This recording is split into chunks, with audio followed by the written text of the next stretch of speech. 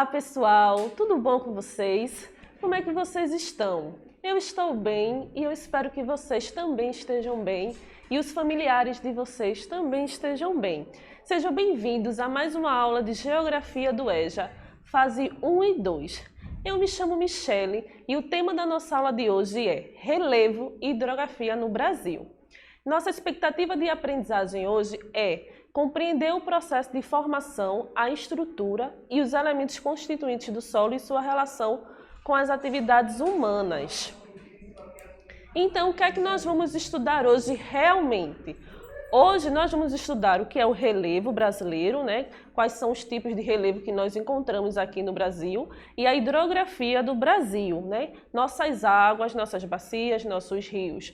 Então é isso que nós vamos ver hoje, os rios e os tipos de relevo que nós temos aqui no Brasil. Então vamos começar, Primeiro nós temos que fazer uma retomada sobre o que é um relevo. Então o relevo ele pode ser definido como as formas da superfície terrestre do planeta. E o relevo origina-se e transforma-se sobre a interferência de dois tipos de agentes. Os agentes internos, que aí eu posso chamar de endógenos, e os agentes externos, que eu posso chamar de exógenos. E como agentes internos ou endógenos, eu tenho tectonismo e vulcanismo, Tectonismo são os terremotos e vulcanismo eu tenho os vulcões. E os agentes externos, eu vou ter rios, gelos, ventos, mares, todos aqueles elementos da natureza que conseguem transformar o meu relevo. Então, aí nós temos o relevo brasileiro. Então, o que é que a gente tem no Brasil quando eu falo de relevo? Eu vou ter planaltos, planícies, depressões absolutas e depressões relativas. Eu não vou ter grandes cadeias de montanhas, como as Cordilheiras dos Andes, esses tipos de montanha, porque o Brasil está no meio de uma placa tectônica. Então, a gente não vai ter grandes cadeias de montanhas, E aí, o que são os planaltos? Os planaltos são áreas de médias e altas altitudes, com superfícies irregulares e o predomínio de processos de erosão.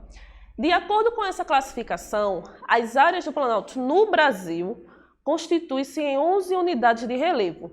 E aí eu vou ter o Planalto da Amazônia Oriental, Planalto da Amazônia Ocidental, Planalto e Chapadas da Bacia do Parnaíba, Planalto e Chapadas da Bacia do Paraná, planaltos residuais norte-amazônicos, planaltos residuais sul-amazônicos, planaltos e chapadas dos Pericis, planalto da Borborema, planalto sul-rio-grandense, planaltos e serras do Atlântico Leste, planaltos e serras de Goiás, Minas Gerais e serras residuais do Alto Paraguai. Então, esses são os 11 tipos de relevo que nós vamos encontrar aqui no Brasil quando a gente fala de planalto, certo? E aí eu trouxe aqui para vocês dois exemplos. O Planalto da Borborema, que localiza-se em uma região serrana do interior do Nordeste. Então, aqui no nosso estado, aqui no Nordeste, nós temos o Planalto da Borborema. E o outro exemplo é a Chapada Diamantina, que fica na Bahia, certo? Localizada no estado da Bahia. Então, para vocês identificarem através da imagem os dois tipos de planalto que a gente tem aqui. Trouxe também Chapada dos Guimarães, que fica no estado de Mato Grosso, e no norte de Roraima, na tríplice fronteira entre Brasil, Venezuela e na Guiana. Então, são alguns exemplos de planaltos para vocês identificarem. Sobre as planícies. São superfícies geralmente planas e de baixas altitudes, formadas a partir do acúmulo de sedimentos de origem marinha, lacustres ou fluvial. Segundo essa classificação, o país possui 6 áreas de planícies. E quais são as planícies que nós encontramos aqui no Brasil? Aí eu vou ter a planície do Rio Amazonas, planície do Rio Araguaia, planície e Pantanal do Rio Guaporé, planície e Pantanal do Rio Paraguai ou Mato Grossense, planície das Lagoas dos Patos Mirins e as planícies e tabuleiros litorâneos. E aí eu trouxe para vocês aqui duas imagens, Planície do Planalto Mato Grossense e a planície amazônica, que fica localizada no norte do Brasil. Ó, sobre as depressões, aí lembra que a gente vai ter depressão absoluta e a depressão relativa, que também já foi tema das nossas aulas aqui, certo? E o que são essas depressões? São áreas formadas a partir de processos erosivos nas áreas de contato entre as bacias sedimentares e os maciços cristalinos. Nessa classificação, o Brasil possui 11 unidades de depressões. E aí eu vou ter depressões marginais do norte amazônica, depressão marginal sul-amazônica, depressão do Araguaia, depressão cuiabana, depressão do Alto do Paraguai-Gaporé, depressão do Miranda, depressão sertaneja do Rio São Francisco, depressão do Tocantins, depressão periférica da borda leste da Bacia do Paraná e a depressão periférica do sul rio-grandense. E aí, para vocês terem um pouquinho de conhecimento, eu trouxe a depressão sertaneja do Rio São Francisco, tá? Então, o Rio São Francisco corre por aí e esse corredor do rio é uma depressão. Agora a gente vai falar um pouquinho sobre a hidrografia, né, que são nossas águas.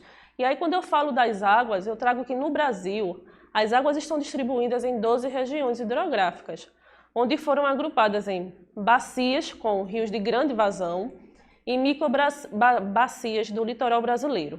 Eles são formadas por rios pequenos e de grandes extensões. E aí no mapa você vai poder localizar as principais bacias do nosso país. E aí a gente vai ver só um pouquinho de cada uma, tá? Para vocês terem um pouquinho de conhecimento sobre elas.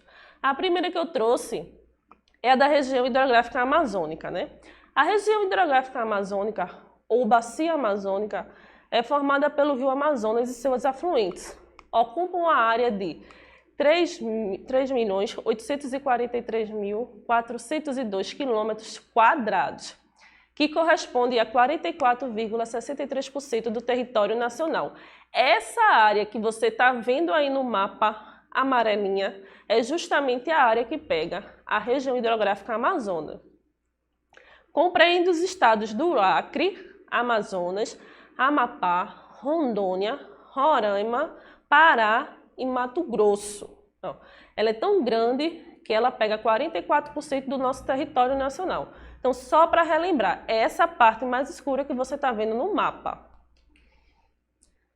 O rio Amazonas é o maior rio do mundo em volume de água e segundo em extensão. E aí eu vou ter seus afluentes.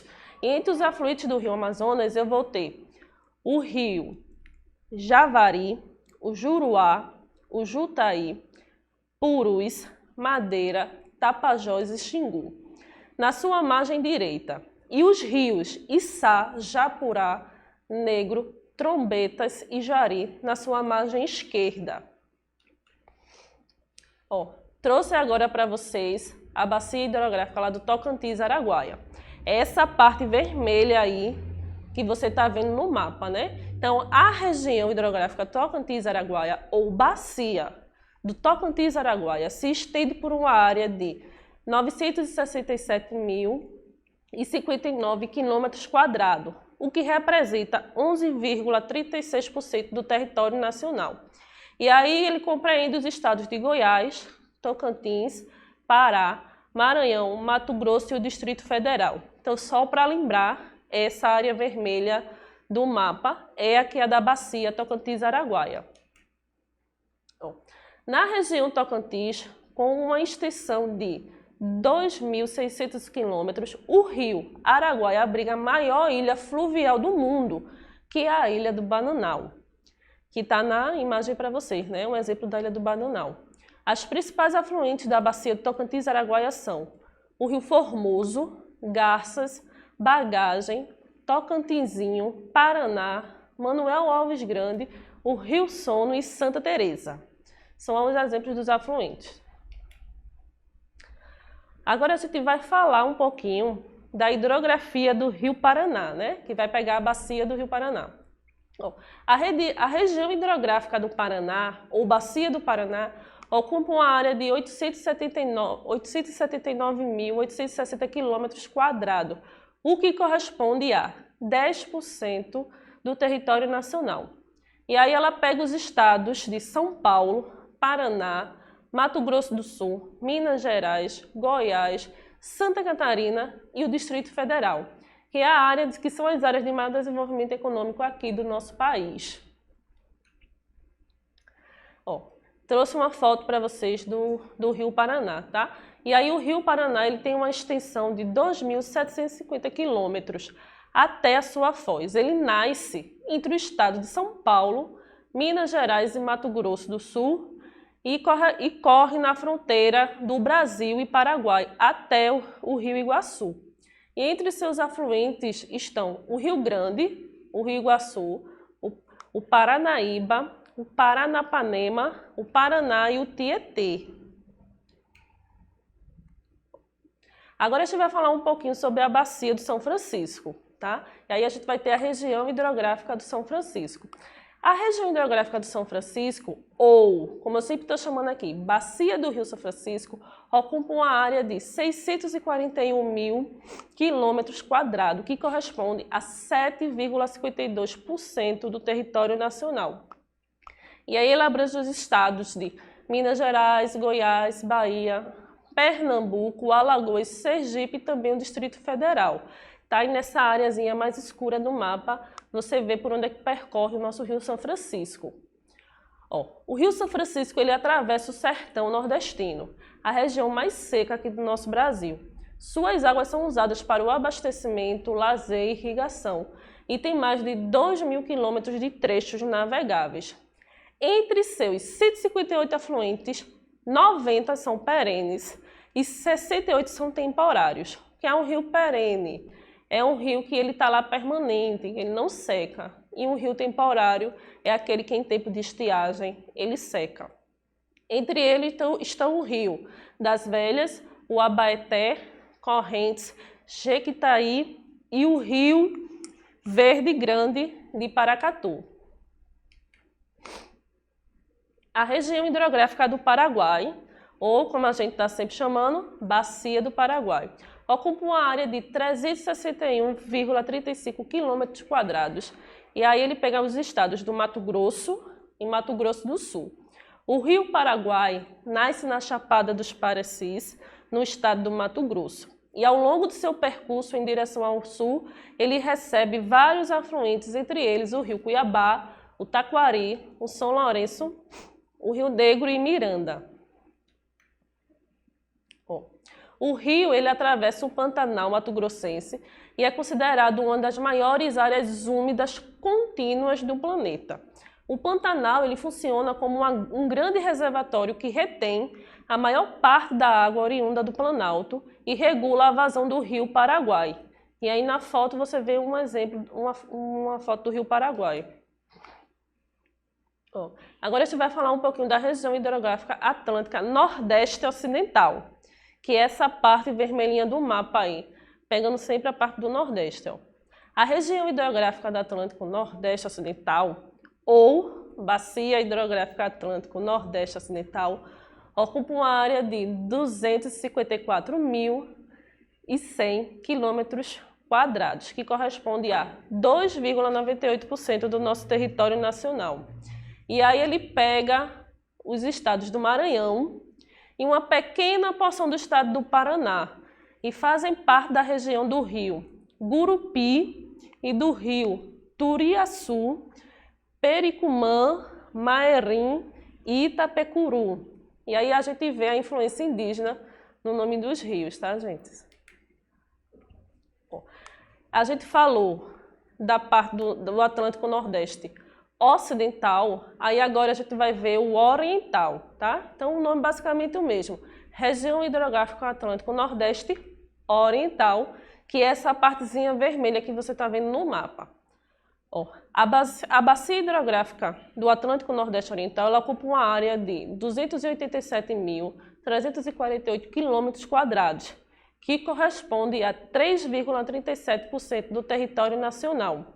E aí ele vai pegar os estados do Ceará, Rio Grande do Norte, Paraíba, Pernambuco e Alagoas. A região apresenta baixa disponibilidade de água, principalmente nos períodos de estiagem. E aí são eles os nossos rios e afluentes, né? O Rio Capibaribe, o Paraíba, Jaguaripe e Acaraú.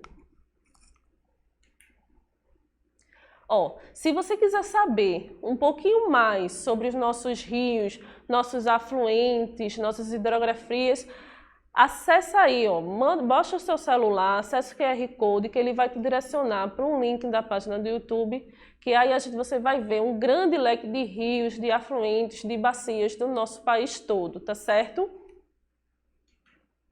Essas são as nossas referências para hoje. Bom, essa foi a nossa aula de hoje. Eu espero que você tenha gostado. E lembre-se, quer saber mais? Acessa lá, aponta teu celular para o QR Code e acessa uma página do YouTube. É sempre importante a gente estar sempre buscando conhecimento para aprender cada vez mais, tá certo? Eu espero vocês na próxima aula. Até!